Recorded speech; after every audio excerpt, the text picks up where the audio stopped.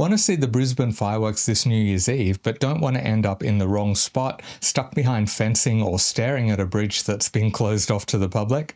Well, the Brisbane Channel's got your back. In this quick video, I'll run you through exactly what's happening on the night, including how many shows there actually are, where the best places to watch will be, where you definitely can't go, and how to get in and out without the usual New Year's Eve stress. If this helps you at all, do me a solid and give the video a thumbs up. It really helps more locals see this info. Alright, let's get into it. This year, Brisbane's New Year's Eve celebrations are bigger than usual. Instead of just 2 fireworks shows, there will be 4 separate displays across the night. 2 fireworks shows and 2 drone shows, all delivered by Skylighter Fireworks, a proud Brisbane-based company.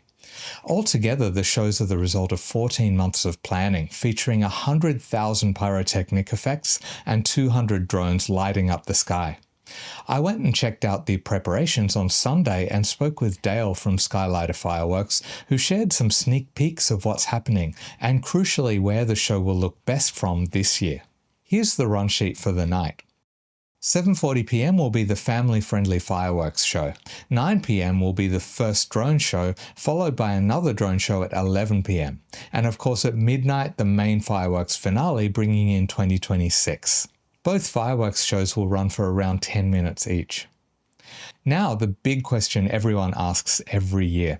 What are the best spots to watch the full show from? You'll be able to see something from a wide stretch, anywhere from Wilson Outlook Reserve, around the river through to near Victoria Bridge. But if you want to see the full show, including one special feature that can't be seen from everywhere, there are 2 standout locations.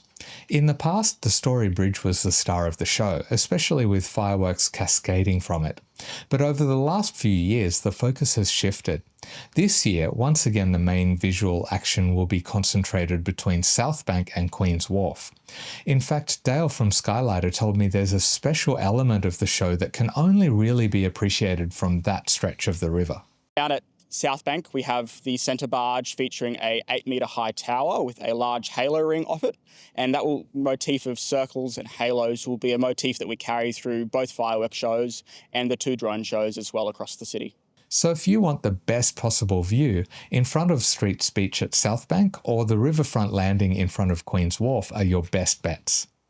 That's where you can stand, but it's just as important to know where you can't. For safety reasons, Victoria Bridge will be closed to spectators and the Kangaroo Point Bridge will also be off limits on the night. On top of that, large areas, including parts of South Bank, will be fenced and bag checks will be in place. So arrive early, travel light, and don't assume you can just wander in 5 minutes before showtime. To keep up to date with everything happening across Greater Brisbane, make sure you're subscribed to the Brisbane Channel and have all notifications enabled. But there's one last thing you'll want sorted before heading out: transport.